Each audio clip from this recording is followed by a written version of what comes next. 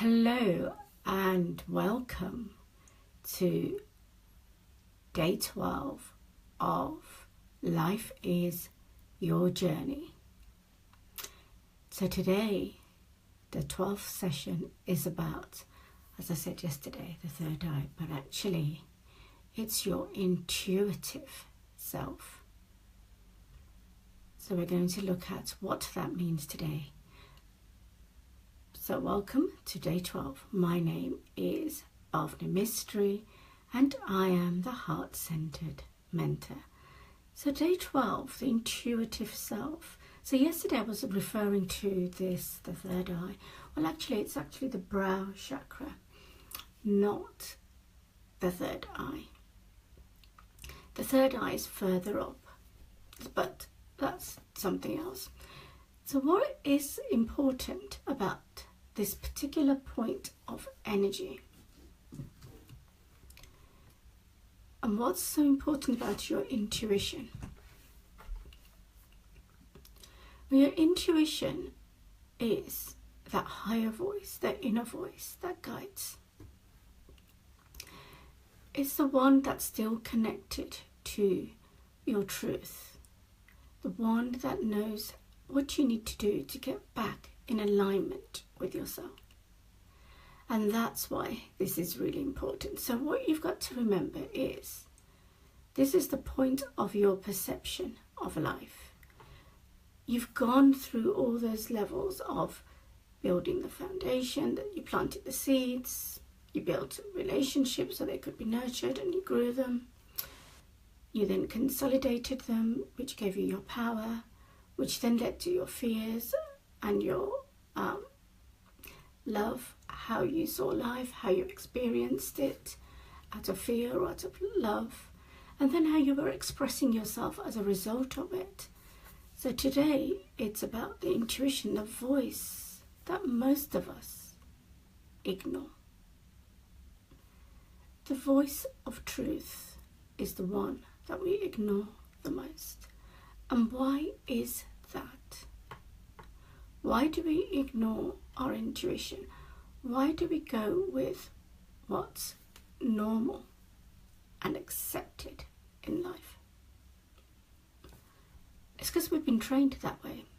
From the moment we were born, whatever you did as a child intuitively was counteracted by your parents or your carers, who knew better for you, who knew how to guide you better.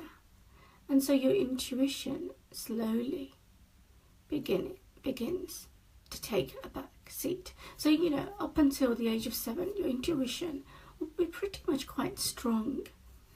But by the time you've got to 7, it's probably the one you don't listen to because you're not encouraged to.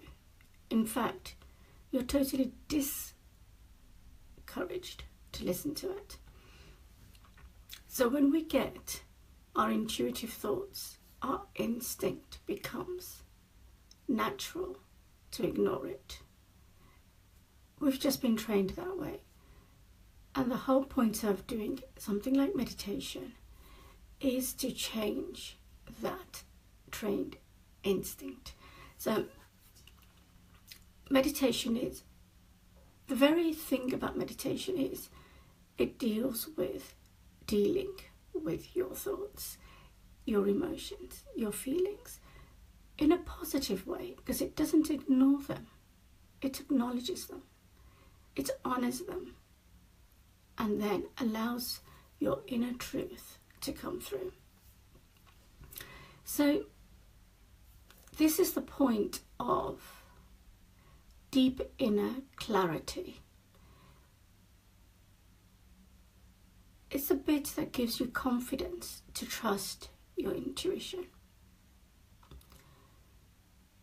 And it's about that inner balance, So you hear about the inner masculine and feminine energy. So it's all about this point, the balance of the energy is here. You're balancing who you are. You're balancing your masculine self, your feminine self. You're learning to balance the opposites You're learning to cope with being in duality, to allow you to be able to perceive your intuitive thoughts. Because our perception is clouded by our environmental conditionings. It's clouded by what we were trained to believe, we were trained to think, what we were trained to experience.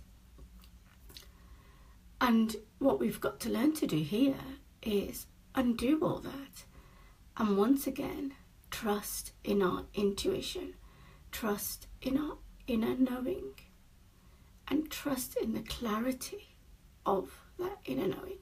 This is the point of wisdom and knowledge. Not out there, not what you're taught, not what not your education. It's here. True inner knowledge, true inner wisdom arises from this point.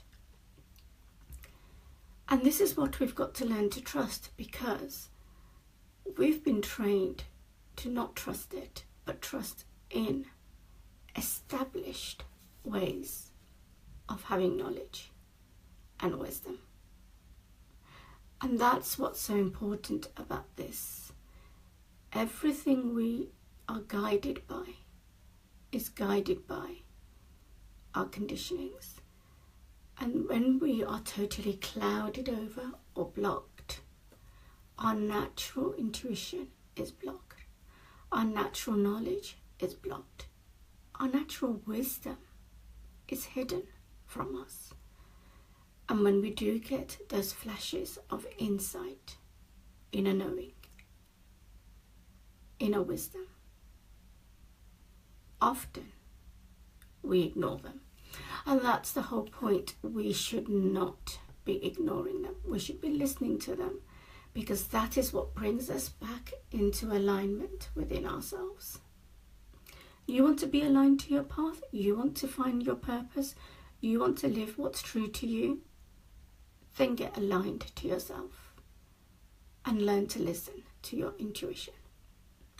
So your intuitive self is your wisdom and knowledge from a higher perspective. But only once you've begun to clear the old.